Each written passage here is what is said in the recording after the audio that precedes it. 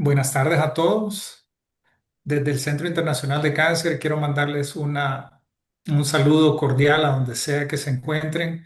Este evento está siendo grabado para posteriormente poderlo ver a través de las diferentes plataformas. Para los que no nos conocen, yo soy el doctor Eduardo Lobo. Fui el fundador y soy el fundador del Centro Internacional de Cáncer en El Salvador y el Centro de Radiocirugía Robótica en Costa Rica. Actualmente soy el director del programa de Gamma Knife en el Centro Internacional de Cáncer, pero en esta ocasión voy a hablar un poco más como neurocirujano y fundamentalmente enfocándome en dolor, algo que hemos practicado con la doctora Claudia Cruz, que va a ser la ponente a continuación de la mía. Ella es algóloga, es anestesióloga, es especialista en dolor, como su especialidad lo implica, pero también ha trabajado conmigo en la neuroanestesia por ya muchos años. Es experta en el manejo de neuroanestesia, especialmente con los pacientes despiertos, tanto para tumores como para poder hacer una cirugía de columna. Entonces, tiene muchísima experiencia y la intención de este seminario era poder hablar de las últimas tendencias en el manejo del dolor oncológico y no oncológico. Son las últimas tendencias en el mundo, pero también lo más relevante de eso es que están disponibles. Están disponibles acá en El Salvador. Es algo que se han hecho ya por años. Para los que no los conocen y son salvadoreños, el Salvador ahorita es pionero en el manejo del dolor crónico utilizando radiación. Es pionero a nivel mundial. Nuestras investigaciones en eso a lo largo de ya casi una década han ido demostrando cada vez un paso y un paso más, y de eso les voy a hablar yo. Entonces, sin otra introducción, quiero comenzar hablando de esta parte de radiocirugía en dolor, ya que Claudia va a tocar los temas fundamentalmente de todo lo que no tiene que ver con radiocirugía. Yo voy a hablar del dolor en cáncer, pero voy a comenzar hablando del dolor no oncológico para recordar parte de las bases del porqué de esto. Primero, entender sus dimensiones. Las dimensiones del dolor crónico frente a cualquier otra enfermedad, incluyendo el cáncer, lo hace convertirse epidemiológicamente a las otras enfermedades en enanos. El dolor crónico afecta a más personas que las enfermedades diabéticas, que la enfermedad diabética, perdón, cardíacas y cáncer juntas. O sea, es enorme. Cuando uno ve la prevalencia del cáncer versus la prevalencia del dolor crónico, es 0,4% para el cáncer versus el 20% de la población que va a experimentar dolor crónico. O sea que las diferencias son abismales. Y por ende, tenemos que tener una visión mucho más alcanzativa de lo que podemos hacer ahora y lo que vamos a poder hacer en 5 años, que va a tener que ver con restaurar tejidos, restaurar funciones, y eso es lo que esperamos que este simposio inicial o este esfuerzo inicial que estemos haciendo con Claudia y los futuros esfuerzos definitivamente abran las puertas para esas nuevas terapias. Pero para llegar a esas nuevas terapias, por supuesto, tenemos que entender lo básico. Y esto es lo más básico que se puede resumir. Las vías del dolor son tres, prácticamente a nivel cerebral, y tenemos dos que van para arriba y una que va para abajo. Hay una vía lateral que tiene que ver con la percepción del dolor. Eso me dice la intensidad y la ubicación a donde me lastimé o a donde hay una injuria. La vía medial tiene que ver con el componente emotivo del dolor. Y eso es sufrimiento, pero lo más importante a entender es que son dos vías totalmente separadas. Anatómicamente son dos vías separadas. Entonces puede haber dolor sin sufrimiento y sufrimiento sin dolor. Y la tercera vía es una tercera vía regulatoria, la que calma el dolor. Entonces, cuando hay una alteración principalmente de esta tercera vía, que es la del control del dolor, es cuando se empieza a cronificar el dolor. Entonces, ahí, justo cuando existe la cronificación del dolor, empiezan a haber cambios estructurales a nivel del cerebro. Y es esto, es justo esto lo que pasa. El cerebro se transforma en base a cualquier experiencia que nosotros podamos vivir. Se transforma hoy, se está transformando hoy porque esta experiencia de poderles hablar hoy día está grabando, está cambiando pedazos de mi cerebro para recordarme de esto mañana. Y también lo está haciendo en el de ustedes. Ahora, el dolor, que es una percepción permanente, especialmente, obviamente, estamos hablando del dolor crónico, eso empieza a afectar los sistemas del cerebro, lo empieza a transformar, dándole una nueva visión al cerebro de lo que mi cuerpo representa o de lo que mi cuerpo es. Ahora es un cuerpo con dolor, es un cuerpo a donde me duele mi rodilla, me duele mi cadera, yo no puedo caminar porque me duele, me duele. Entonces, eso va transformando el cerebro en cómo se interpreta a sí mismo. Y esto afecta el circuito de saliencia, o básicamente lo que percibe primero o lo que percibe con mayor influencia el cerebro. ¿A dónde estamos en el dolor crónico como neurocirujanos? Bueno, hay muchas cosas que podemos hacer, por supuesto. Aquí estamos hablando del dolor a donde todo lo demás fracasó. No estamos hablando de un dolor por una hernia de disco. Esas o no se les hace nada y desaparecen solitas, o se operan o se infiltran o lo que ustedes quieran. Pero no estamos hablando de eso. Estamos hablando ya de un dolor que ha fracasado a todas las alternativas quirúrgicas conocidas. Cuando ya llegamos a esa esfera, o el dolor ya no es ya periférico, sino que es definitivamente central, como neurocirugía, clásicamente tenemos dos alternativas. O colocamos estimuladores cerebrales profundos en ciertas áreas del cerebro para tratar de influir en estas vías que les acabo de plantear, o colocamos un estímulo en la corteza motora. A través de una craniotomía, colocamos electrodos que generan estímulos a nivel de la corteza motora. Y lo que hace la corteza motora es que tiene que ver con la vía descendente del dolor. Y ya se los voy a enseñar porque ya los podemos ver. Entonces, esto es lo que sucede, o esto es lo máximo que sabemos ahorita de los resultados quirúrgicos.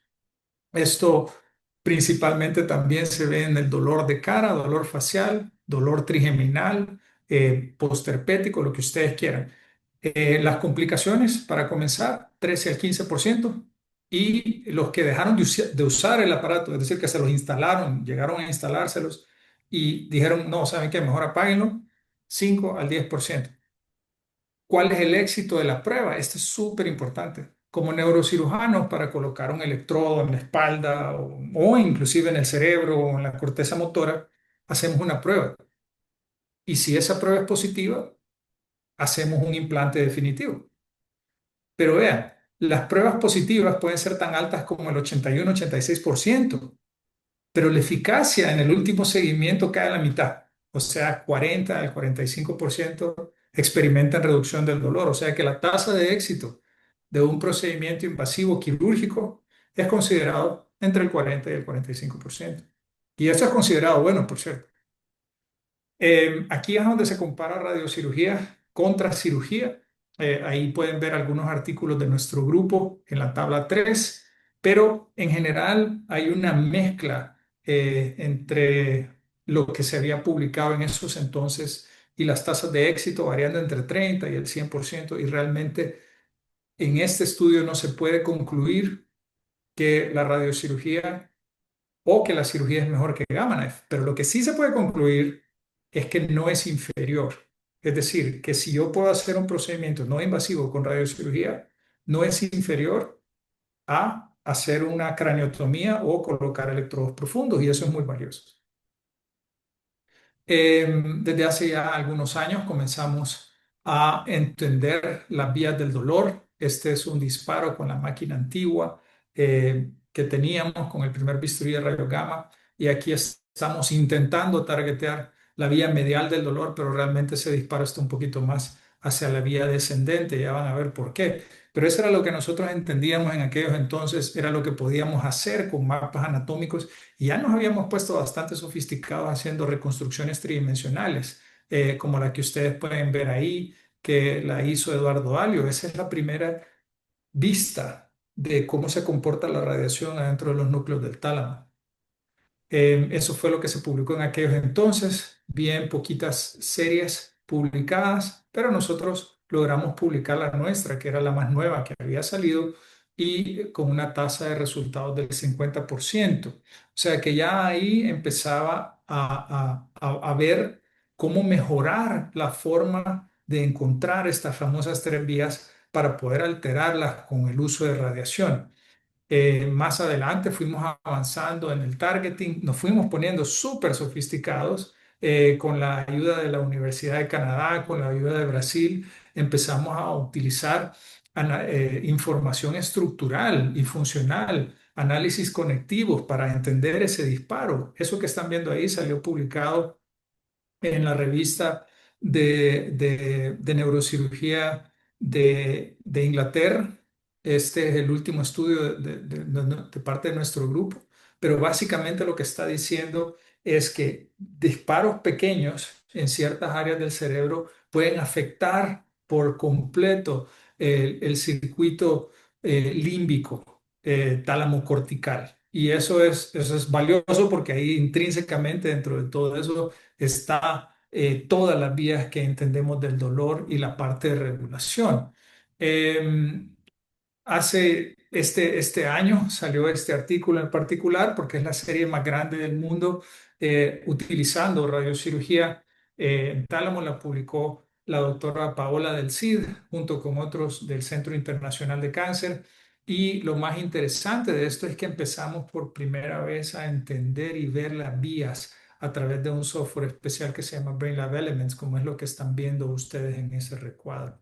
Entonces ya no era un estimado de yo creo que aquí están las vías y por aquí tirémosle, sino que, podemos ver las vías, entonces ya sabemos a dónde dirigir mejor los disparos. En esos entonces se presentó, esto solo es el grupo de dolor crónico, dolor de cara, 34 pacientes, y ustedes pueden ver el comportamiento del alivio del dolor en estos pacientes. Esto no era la neuralgia del trigémino típico.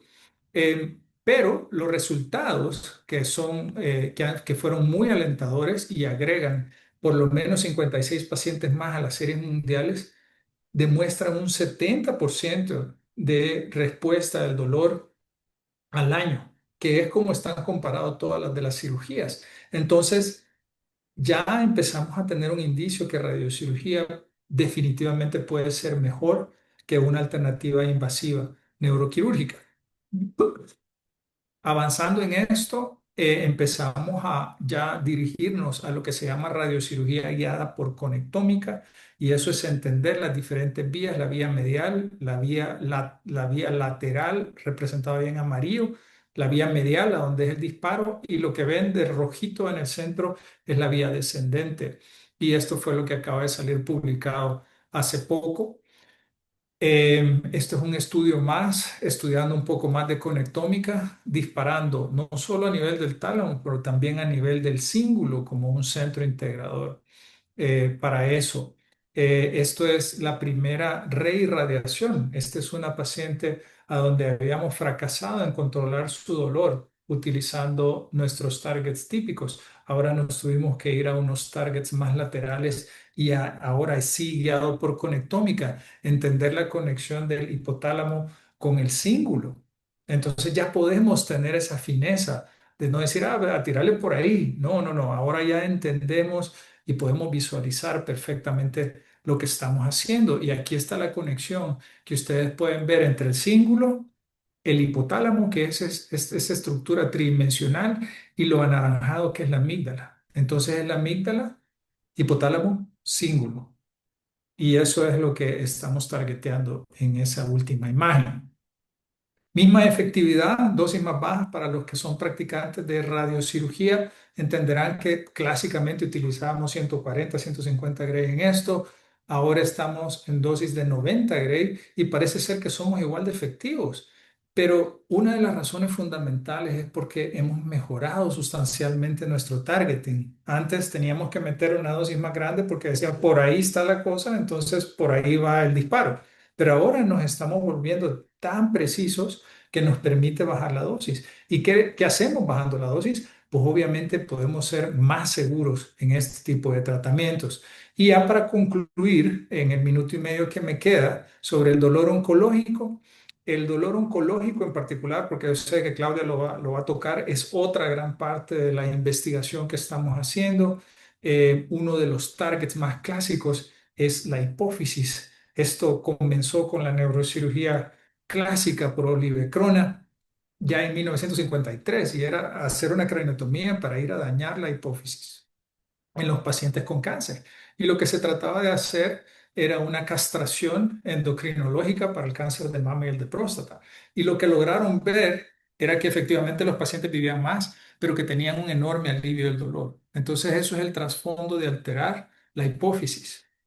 Cuando uno altera la hipófisis, realmente está logrando un efecto neuroendocrino radiomodulatorio, porque aquí ya involucran hormonas fundamentales para el manejo del dolor. Ya no son las vías clásicas que acabamos de ver. Esto es otra onda totalmente diferente.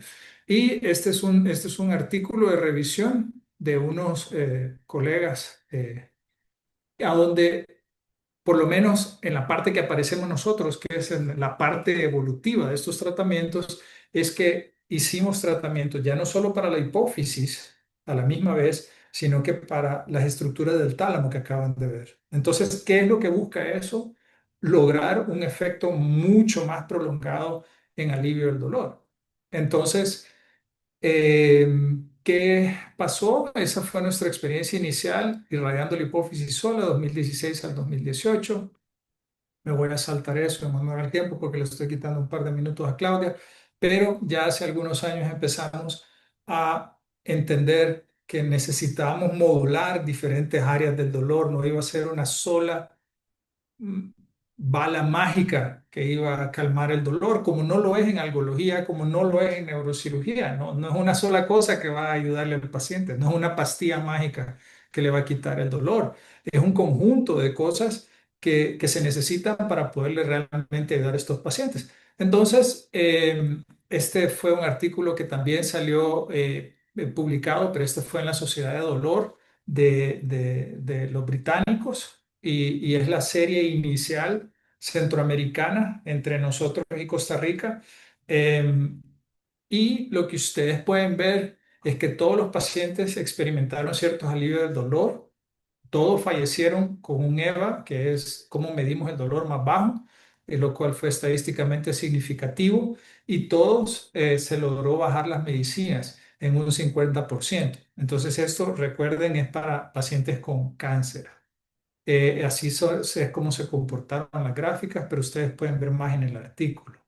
Ahora, lo más emocionante es que hace ya un año comenzamos el primer clinical trial del mundo en dolor oncológico mixto utilizando esta estrategia. Y ya lo terminamos. Finalmente ya concluimos los 10 pacientes que necesitábamos. 5 fueron tratados y 5 no fueron tratados. Fueron a sham, le colocamos marco, pero no los tratamos. Entonces fue el primer análisis comparativo entre tratamiento y sham eh, para ver si esto funciona. Se los adelanto aquí si funciona, pero todavía el análisis estadístico no está listo, así que eso se los voy a enseñar un poquito más adelante.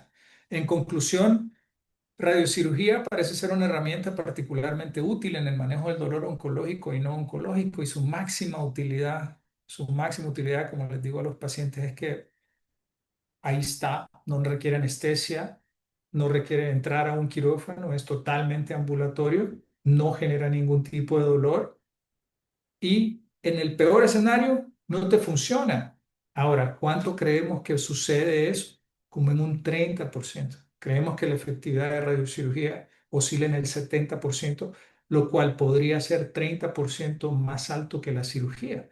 Pero hay una razón fundamental. Y esta es la razón.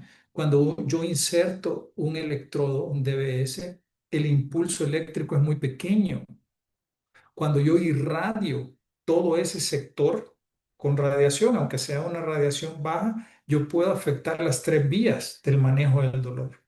Y si lo hago bilateral, estoy afectando todas las vías del dolor. Y si incluyo el cíngulo, pues estoy afectando todo el sistema córtico límbico. Y eso es muy difícil hacer con electrodos profundos. O si no, es imposible. Y es simplemente por el tipo de dimensión de alteración eléctrica que hace un DBS. Entonces, ahí me quedo. Les agradezco y lamento haberme pasado un par de minutos.